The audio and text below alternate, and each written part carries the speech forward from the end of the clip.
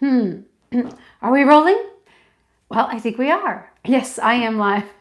Good morning. It is my carniversary. I started carnivore with March meatness in March of 2018. Oh my goodness, 2025. So that means 8 years of being carnivore. Yes, sometimes I went off and sometimes I came back on, but I'm just reporting on this is a very happy carniversary. And all of the weight that I lost on carnivore and that I lost on keto and that I lost on sugar-free is still gone. So I had a question from one of my viewers asking what I eat in a day. I just got done doing a mostly beef challenge. So this is kind of my rehearsal. I'm going to be making a regular post in just a few minutes here, but I like to rehearse on live. So thanks for joining me for my carnivore daily menu. So like I said, I just finished doing mostly beef. It went really, really well. No hunger, no cravings, but this is what I usually eat, during a day. All right, so I begin the day with my tonic, which is apple cider vinegar and lemon juice. I know that's not carnivore, but I've been using it for years and it helps me to manage my appetite and my blood sugar. And also, apple cider vinegar has been shown in studies to slow gastric emptying, which is one of the things that makes Ozempic work, if you didn't know. All right, so I start with the tonic and a big glass of water. I do have coffee and I either have heavy cream or half and half in it. I used to have to measure it. I don't have to measure it anymore, but when I was measuring it, I would try to keep it under a third of a cup a day, but now I don't have to measure. Doesn't matter. Doesn't matter in my appetite, doesn't matter in my weight. I can have that cream in my coffee.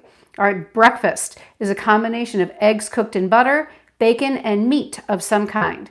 I usually get satisfied on 6 ounces total. I'm very small. That's the point. I'm only 61 inches tall. I'm just 5'1", and I don't really require a lot of food anymore. So this is what gets me full, 6 ounces total. If I'm doing a mostly meat or a just beef day, then I'm just going to have 6 ounces of meat. However, I prepare extra food, and if I'm hungry, I eat it. I do not go hungry on carnivore.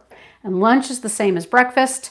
And before eggs became so expensive, we have hens, but we lost a couple of them to the bird flu. They're not keeping up, so we have to buy eggs. Bless their little hearts. They work very hard to lay their eggs.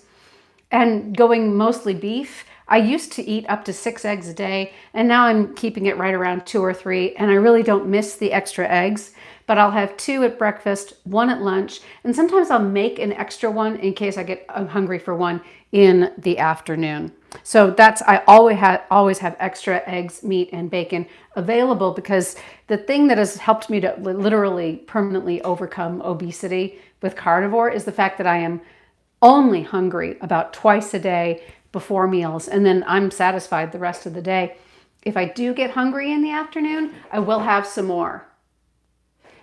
And rarely, usually I don't have to, but if I have to have a little snack at like 4 o'clock or 3:30, then I've always got something, meat, bacon, or eggs that I can eat. I will give you the list. One of the other reasons I was going live was to give the list of the meats that I eat in order of preference, and the preference is also how well they work for me. So number 1 is beef, then lamb, salmon, chicken, pork, other fish, and other poultry. But number 1 is beef. Although a beautiful leg of lamb was on sale at Safeway this week, so I got a big leg of lamb. And I literally spent 2 days just eating that lamb, which was fantastic. Let's see, what do we got? Hi. That's interesting.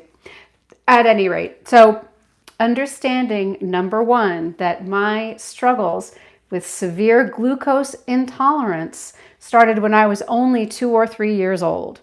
My first memories are of eczema, and now we know that they knew way back in the 1920s that eczema was probably caused by glucose intolerance. And so by taking the glucose in my diet down and down and down, I overcame obesity, also compulsive overeating, also compulsive consuming, lost 65 pounds, which is more than half of my weight now, and never gained it back.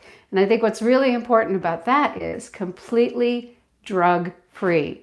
No semaglutide, no Ozempic, no muscle loss. And so the most important thing for me is, I'm not going to tell you what to eat. My motto is eat for yourself. But the most important thing to me is food sovereignty. And I'll leave you with this. My family is Irish. I'm an O'Moore. And we came over, we were thrown out of Ireland during the Great Famine. And one of the ways that they got rid of the Irish, and an English aristocrat said this in the 19th century, if you want to get rid of the Irish, kill their cows. So you have to understand that people like me who have an ancestral history of starvation, we are very, very aware of anyone who comes for the food that we eat for sustenance, whether it's buffalo or bison for the Native American, or whether it's cows for the Irish, because mostly we used the cheese and the milk that they produced. It wasn't necessarily that we were constantly eating the cows. No, we had a dairy cow to help keep us alive. But that's what's important, food sovereignty.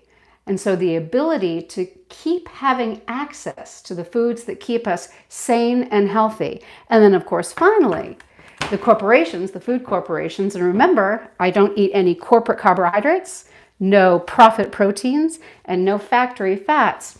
The corporations are already working on ways to overcome the action of Ozempic and semaglutide by trying to find ways of raising the bliss point of any food that comes out of a bag or a box. And so this is the reason why they haven't found a way to modify the meat or the eggs or even really the dairy so far, especially if it's local. The corporations have not found a way to modify those foods to make them irresistible. So if you care about food sovereignty, I hope you will stand up for the right of everyone, from vegan to carnivore, to eat what works for them. And as always, eat for yourself. Be well, everybody.